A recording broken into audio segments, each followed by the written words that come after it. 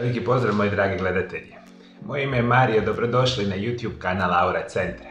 U današnjoj temi ću vam govoriti o najčešćim i zapravo glavnim uzrocima nečega što se naziva rak gušterače. Mi kada govorimo o samoj gušterači, govorimo o jednoj specijalnoj vrsti žlijezde koja se nalazi negdje u našem trbuhu. Računa se da ima veličine negdje otprilike 12 cm i proteže se od jednog dijela našega, ajmo tako reći, stomaka koji se naziva duodenum do nečega što se naziva zapravo sama slezena. I mi kada govorimo o ovome organu, on ima dvije iznimno bitne funkcije za naše tijelo i za naš organizam. Ona ima nevjerojatan utjecaj u proizvodnji specijalnih vrsta enzima koji igraju jednu jako bitnu ulogu u probavljanju našega tijela, zapravo samoj probavi hrane, specijalno bjelančevina, ugljikohidrata i masti. I ovaj dio, ajmo tako reći, da se naziva egzokrini dio gušterače, čini 80% ovoga organa i zapravo je odgovoran za proizvodnju i aktivaciju enzima koji sudjeluju u metabolizmu bjelančevina, ugljikohidrata i masti. Proteaze, tipsin i krimotipsin razgrađuju bjelančevine, amilaze razgrađuju ugljikohidrate, ali faze su neizostavni dio probave masti. Endokrini dio gušterače sastoji se od Langerhansovih otočića, nakupina više vrsta stanica koje proizvode inzulin, glukagon, stomatostatin i pankreatični polipeptid. I to ono što je najveći broj osoba zapravo i zna. Glavna funkcija naše gušterače biti će proizvodnja ovih iznimno bitnih hormona koji će kontrolirati razinu šećera ili inzulina u našem krvotoku. Međutim, mi kada govorimo o raku gušterače, nažalost to je jedan od onih vrsta raka koji je praktično neizlječiv. Ponekad čak i rapidno raste i stopa preživljavanja je nažalost praktično oko 6%, što je nevjerojatno ovako bitno za reći.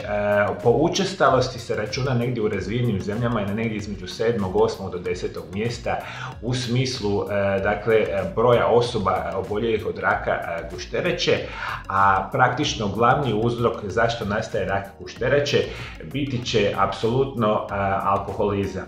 Mi kada govorimo o samom alkoholizmu, možemo reći da iz te perspektive osobe značajno opterećuju funkcioniranje gušterače i praktično broj jedan uzrok raka gušterače biti će alkohol. Drugi uzrok koji je jako učestal i primjećuje se u istraživanjima prilikom samoga raka gušterače, osobe koje imaju prekomjernu tjelesnu težinu, odnosno pretilost dugi vremenski period, imaju značajno povećani rizik od raka gušterače. I što je još interesantnije za reći, istraživanja pokazuju da osobe koji su specijalno bili kao djeca ili mladi ljudi, pretili, imaju puno povećanje rizik od nastanka raka gušterače. Isto tako, osobe koje prekomjerno konzumiraju cigarete, pušenje je jedan isto tako vodeći uzrok nastanka raka gušterače i jedan od onih situacija koji potencira rak gušterače biti će apsolutno naravno dijabetes. I mi kada govorimo, još čak postoji šansa, nešto što se naziva izlaganje otrovima. Nekoliko studija povezalo je učestalost raka gušterače sa izlaganjem različitim kemikalijama i metalima povezanih specijalno sa specijalnim radom. Ovo pesticida, azbesta, benzena, kloriranih ugljikovodika, kroma i samoga nikla i što je još bitno za reći, osobe koje imaju problema sa jetrom, specijalno ciroza jetre, može potencijal biti kasnije da osobe dobiju rak gušterače. Ajde, molim vas, vodite mi računa o ovome. Ovo je jedan od onih izuzetno ozbiljnih vrsta raka. Nažalost, kada već otkrijete simptome, vjerojatno će biti kasno i veliki broj osoba, nema stopa, zapravo stopa preživljavanja nekoliko godina je samo otprilike 5% osoba. Puno puta rapidnije u nekoliko mjeseci, nažalost, se dogodi ona fatalna situacija. Molim vas, vodite mi računa, alkohol, pušenje, pretilost, što ono znači izuzetno loša prehrana, ciroza jetre, izlaganje kemikalijama su glavni uzroci nastanka raka gušterače. Svi moji dragi gledatelji, ja svoj Aura Centar YouTube kanal sam napravio prije nekoliko godina.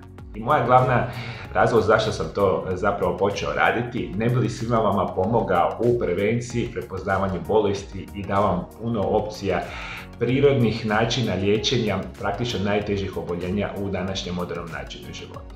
I to je ono što ja radim i izučavam nekoliko desetljeća i drage volje to svima vama dajem. I ono što je meni bitno za reći. Dakle, mi smo sad u jednoj unikatnoj situaciji. Vi svi koji me redovito pratite ili me pratite u intervalima, ajmo tako reći, dakle mi sada na kanalu imamo nekoliko stotina tisuća pretplatnika, a YouTube kao takav je izvanredan medij, najjači medij na svijetu gdje njegove informacije ovoga tipa praktično dolaze u sve kuteve naše zemaljske kugle.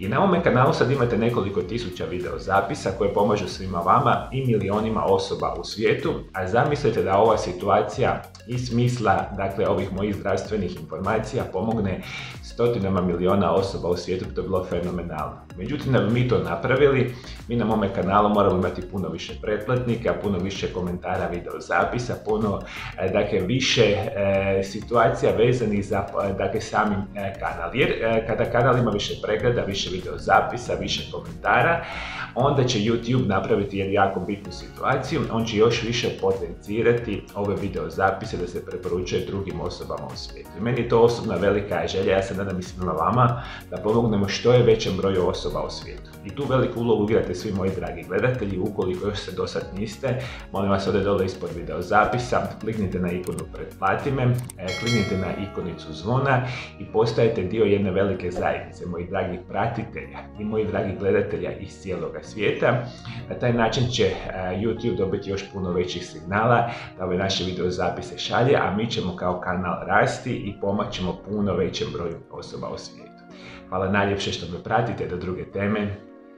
Lijep i ugodan pozdrav.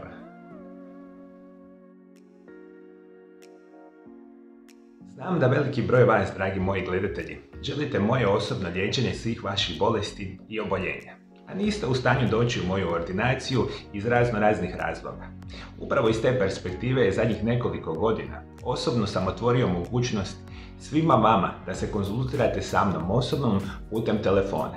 I onda putem telefona svima vama, ukoliko želite moje savjete o najboljim prirodnim opcijama liječenja bilo koje vaše bolesti i tegoba, kontaktirajte moj Aura centar na ove brojeve telefona iz inozemstva ili kontaktirajte moj Aura centar na ove brojeve telefona iz Hrvatske.